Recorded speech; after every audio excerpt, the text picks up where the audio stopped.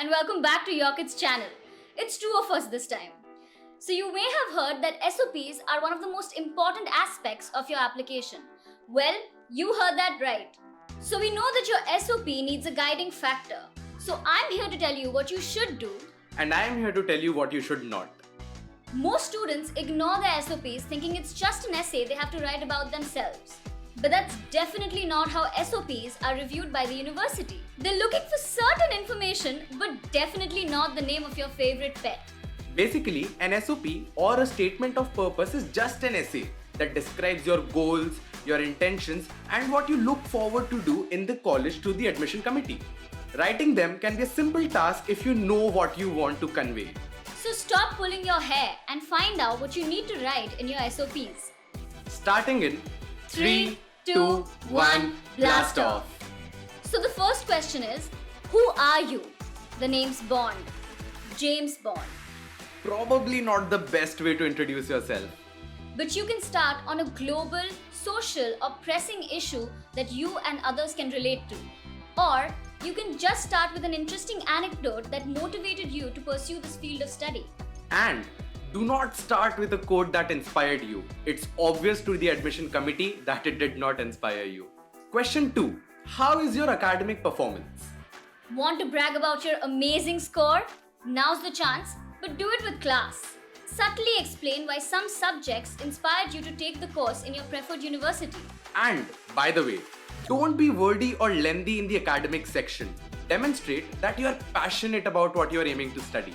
Question number 3.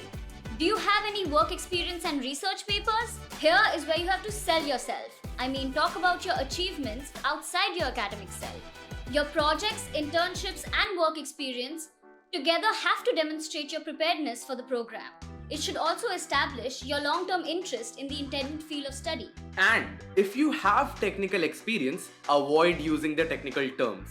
They might be regular language to you, but they can be jargon to the masses. Question number 4.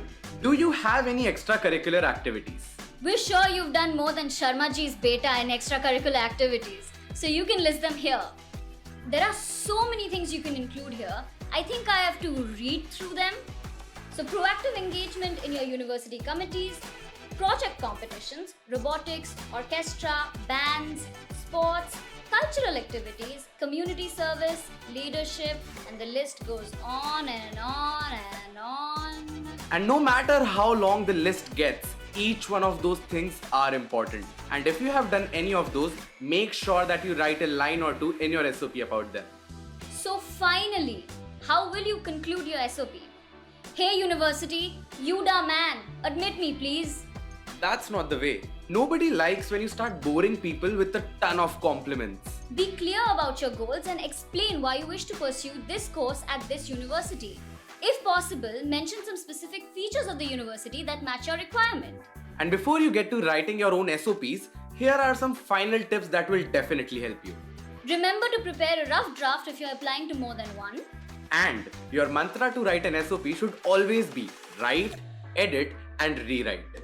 Keep editing till you're completely satisfied and then only send out the rough draft. And if you're still scratching your head, our professional counselors can definitely help you out. So, do you think that they'll like this video? I mean, what's not to like here? So guys, I hope that you will live up to her expectations. Until then, stay safe, stay tuned.